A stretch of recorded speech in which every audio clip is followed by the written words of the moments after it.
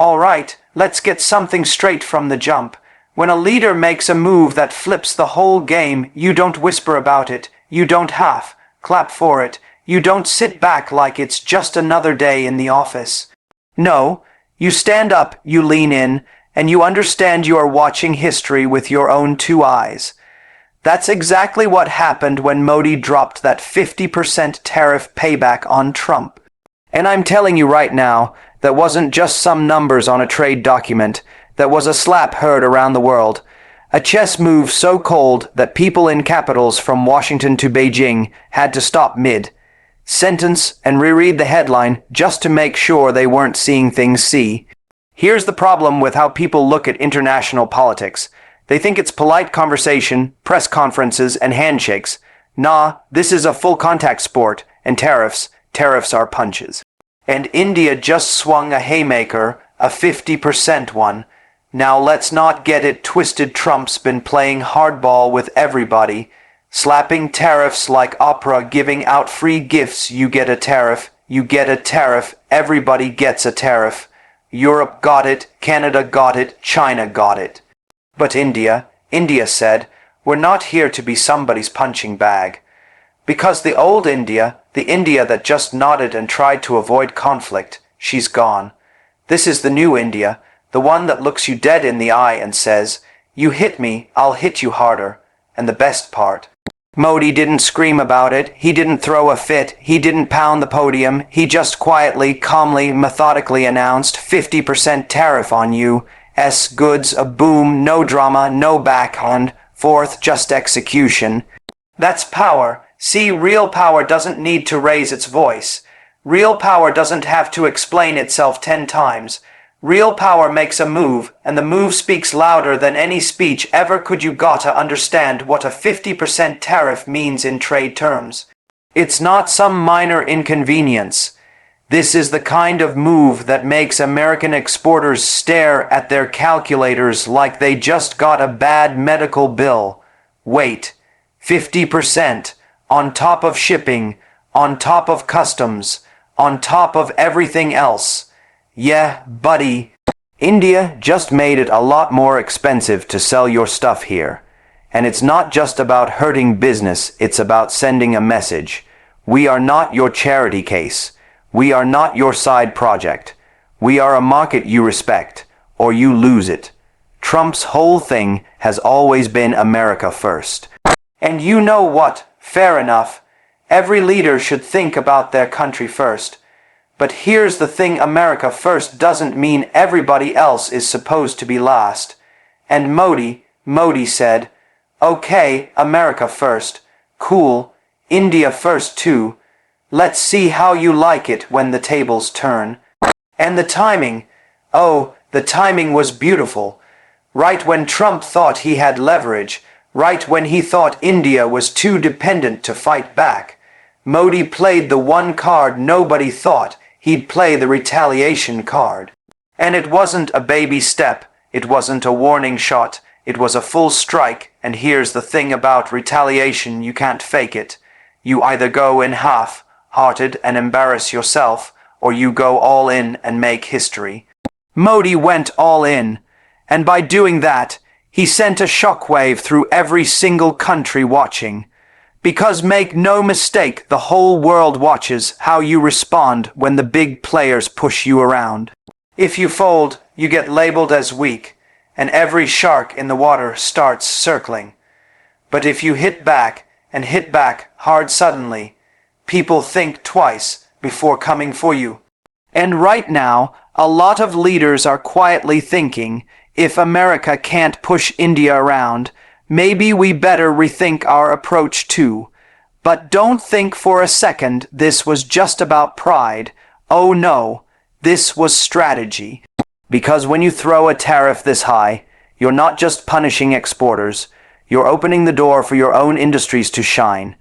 You're telling your farmers, your manufacturers, your tech companies, hey, you've got the home field, play your game. That 50% isn't just a wall to keep others out, it's a greenhouse to grow what's already inside. And trust me, India's got some serious crops to grow, in every industry from steel to software now. Trump's a man who respects strength, even if he doesn't like it when it's used against him. And that's the irony here. Deep down, somewhere in that New York businessman brain of his, he had to respect the move. Because if there's one thing he understands, it's negotiating from power, not weakness. And Modi just showed him, hey, we can play that game too. And let me tell you, the U.S. negotiating team probably had to throw out half their playbook after this, because once you've been hit like that, you can't just pretend nothing happened. And here's where people miss the deeper game. This wasn't just a trade war moment. This was India telling the entire global order, we're done being a pawn, we're a player now. Because for decades, the West has had this habit of assuming certain countries will never stand up for themselves. They expect compliance, they expect gratitude for every trade deal, and the second you flip that script, they're lost. That's what happened here. Washington wasn't ready for India to act like, well, India in 2025, a confident, economically strong, strategically ruthless India, and I want you to think about the domestic reaction. In India, this wasn't just news, it was pride fuel. Every tea stall, every office break room, every train conversation. Did you hear? We hit back. 50%. It's the kind of thing that makes the average citizen feel like their country is finally punching in its own weight class.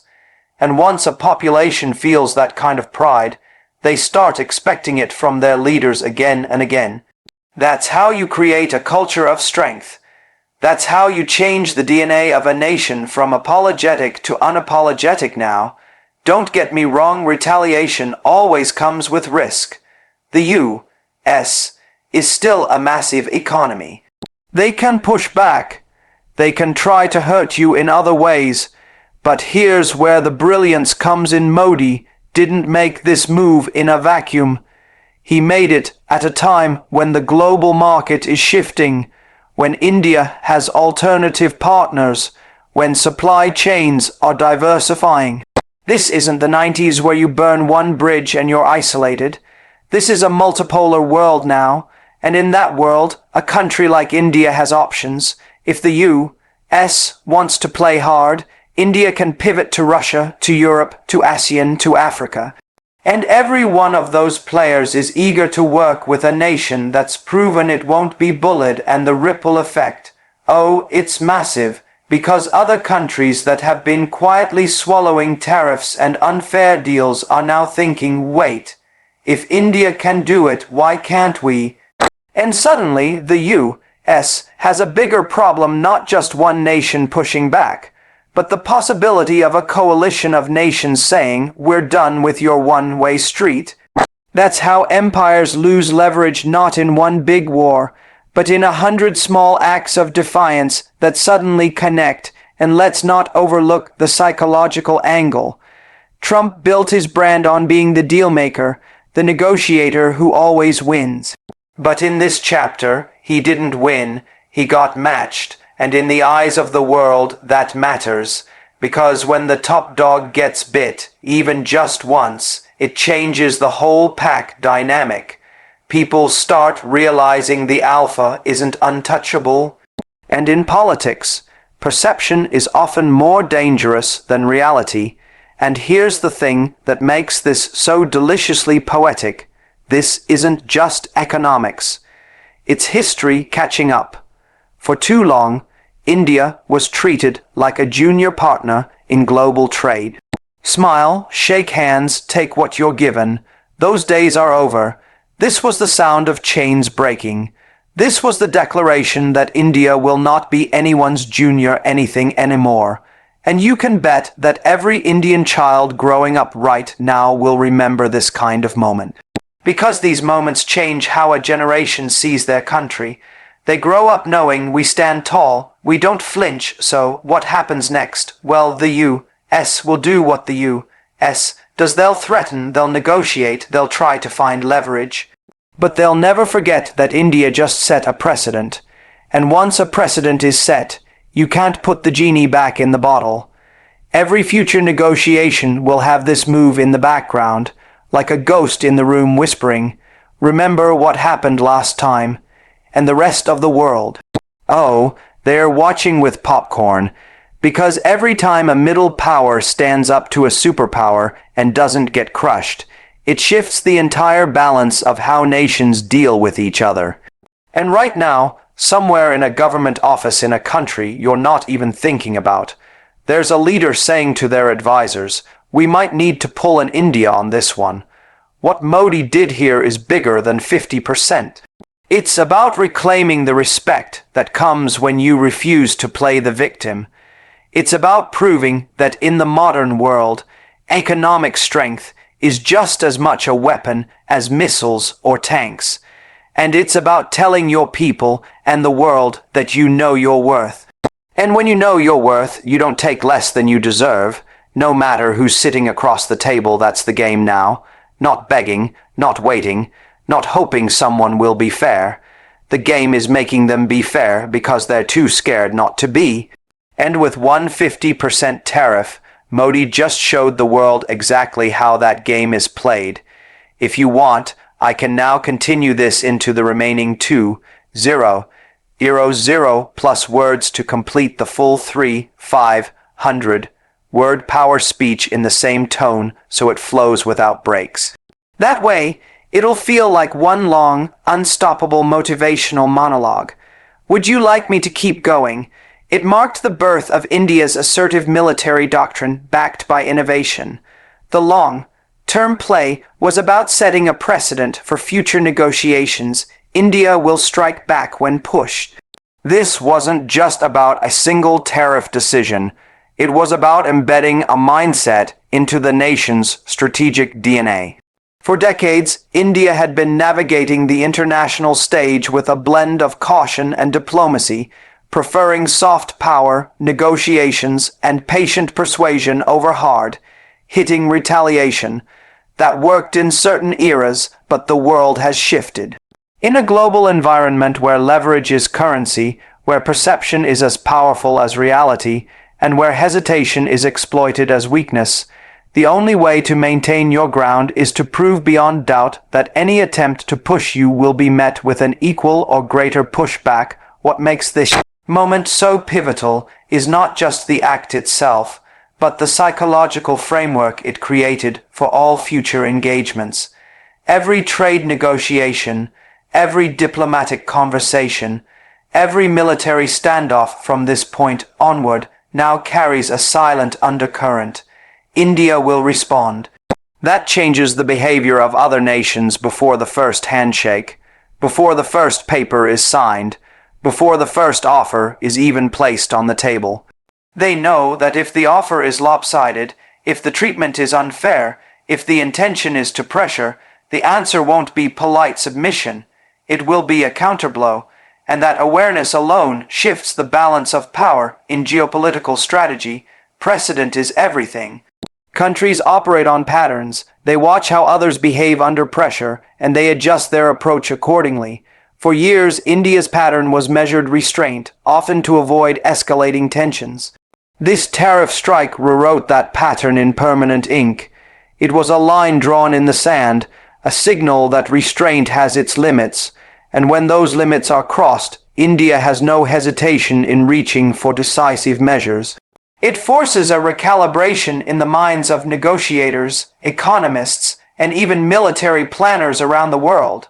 No longer can they rely on India's patience as a tool to gain more concessions.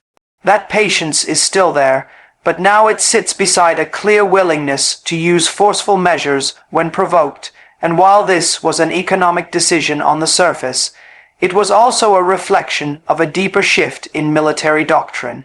Modern military strategy isn't just about tanks and missiles. It's about economic warfare, cyber capabilities, and supply chain control.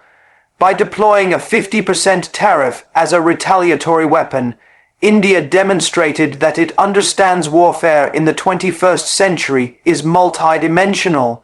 You can weaken an opponent's position without firing a single shot, simply by cutting off their economic advantages and forcing them into less favorable terms. This is exactly the kind of thinking that defines the new Indian doctrine, Every tool in the arsenal, economic, technological, diplomatic, and military, is part of the same war chest. Innovation plays a critical role in this doctrine. A retaliatory tariff of this magnitude is only sustainable if the domestic economy can absorb the shock and thrive without the imports it affects. That requires strong local manufacturing, advanced technology development, and the ability to rapidly adapt supply chains.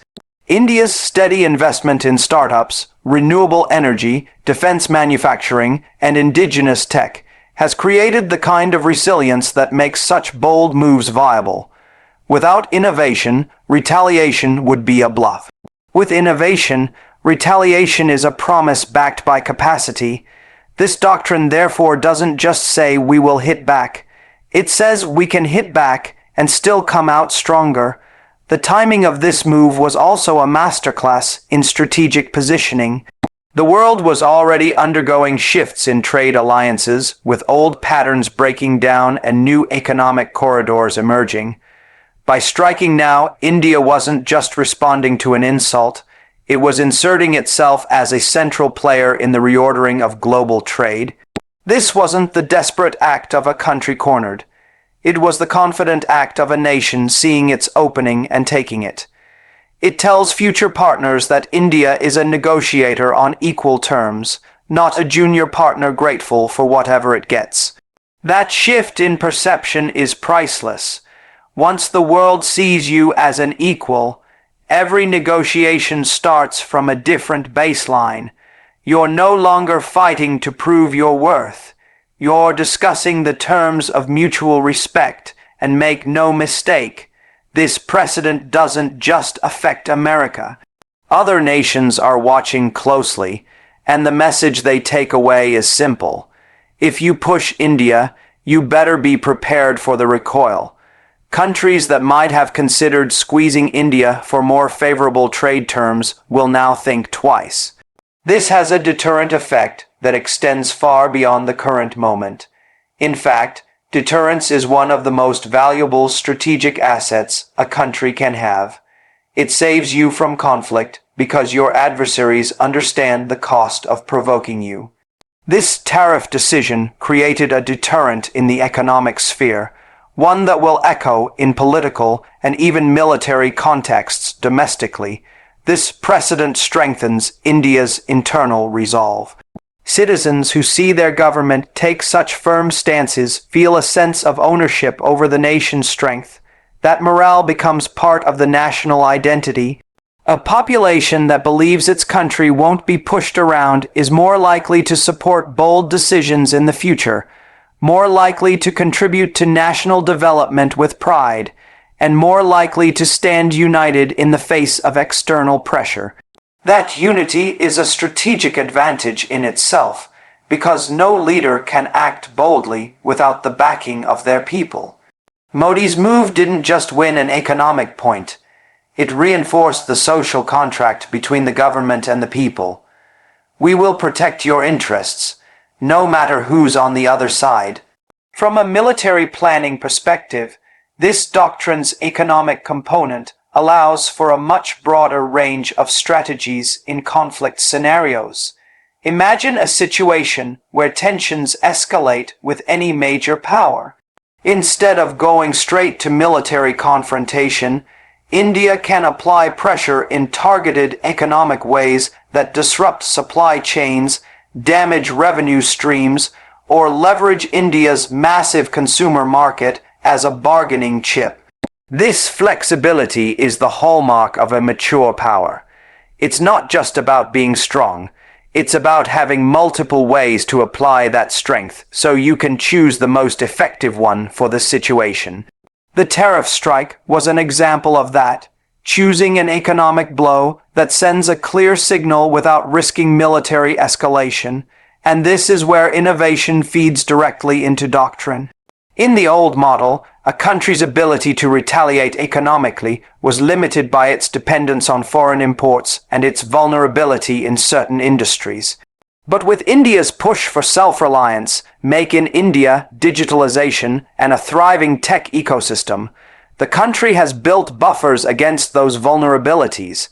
This means future negotiations start from a place of confidence rather than fear. The more self-sufficient you are, the less leverage outsiders have over you, and the more effective your retaliatory moves become. That's why this precedent is so powerful. It rests on a foundation of actual capability, not empty rhetoric even culturally. This was a turning point. For too long, the narrative around India in global media was that of a rising power, always on the cusp of influence, always promising future dominance but not quite claiming it. This move tore that narrative apart. You don't have to wait to be a superpower to act like one. Acting like one is what makes you one. And now, with this doctrine in place, every time another nation approaches India with terms, they have to do so knowing that imbalance will be met with correction. That's the quiet strength of precedent. It works even when you're not actively using it. The shadow of the last strike shapes the next conversation. This shift also ties into the broader reality that modern power is hybrid. Military strength alone doesn't guarantee influence. Economic resilience, technological superiority, and psychological deterrence are equally important. India's assertive doctrine now treats these as interlinked, not separate. The 50% tariff was an economic move, but it drew on technological resilience, political will, and a military-style doctrine of proportional response.